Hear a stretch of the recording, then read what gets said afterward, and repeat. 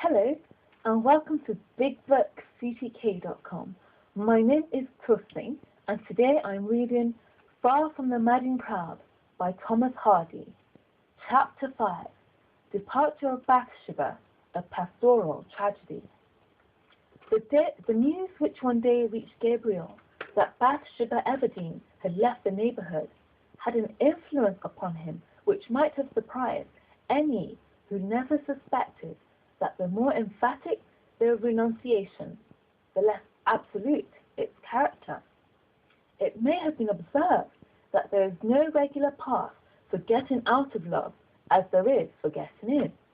Some people look upon marriage as a shortcut that way, but it has been known to fail. Separation, which was a means that chance offered to Gabriel Oak by Bathsheba's disappearance, though effectual with people of certain humours, is apt to idealize the removed object with others, notably those whose affection, placid and regular as it may be, flows deep and long.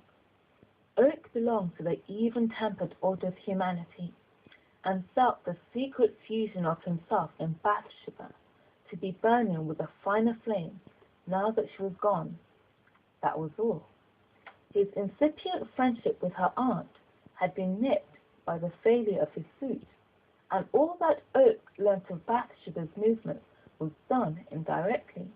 It appeared that she had gone to a place called Weatherbury, more than 20 miles off, but in what capacity, whether as a visitor or permanently, he could not discover. Gabriel had 2 dogs. George, the elder, exhibited an ebony-tipped nose, surrounded by a narrow margin of pink flesh, and a coat marked in random splotches, approximating in color to white and slaty gray, but the gray of the years of sun and rain had been scorched and washed out of the more prominent locks, leaving them of a reddish brown, as if the blue components of the gray had faded like the indigo from the same kind of color in Turner's pictures. In substance, it had originally been hair, but long contact with sheep seemed to be turning it by degrees into wool of a poor quality and staple. The dog had originally belonged to a shepherd of inferior morals and dreadful temper, and the result was that George knew the exact degrees of condemnation signified by cursing and swearing of all descriptions better than the wickedest old man in the neighborhood.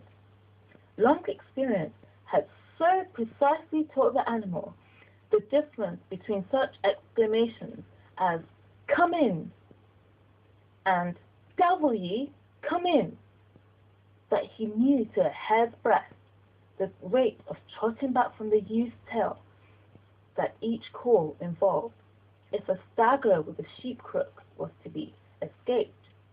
Though old, he was clever and trustworthy still. The young dog, George's son, might possibly have been the image of his mother, for there was not much resemblance between him and George. He was learning the sheep-keeping business, so as to follow on at the flock when the others should die, but had got no further than the rudiments as yet, still finding an insuperable difficulty in distinguishing between doing a thing well enough and doing it too well. So earnest and yet so wrong-headed was this young dog, he had no name in particular, and answered with perfect readiness to any pleasant interjection, that if sent behind the flock to help them on, he did it so thoroughly that he would have chased them across the whole county with the greatest pleasure, if not called off or reminded when to stop by the example of old George. Thus much for the dog. On the further side of Norcombe Hill was a chalk pit, from which chalk had been drawn for generations and spread over adjacent farms.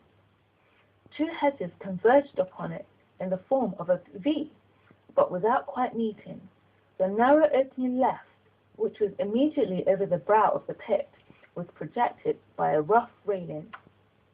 One night, when Farmer Oak had returned to his house, believing there would be no further necessity for his attendance on the down.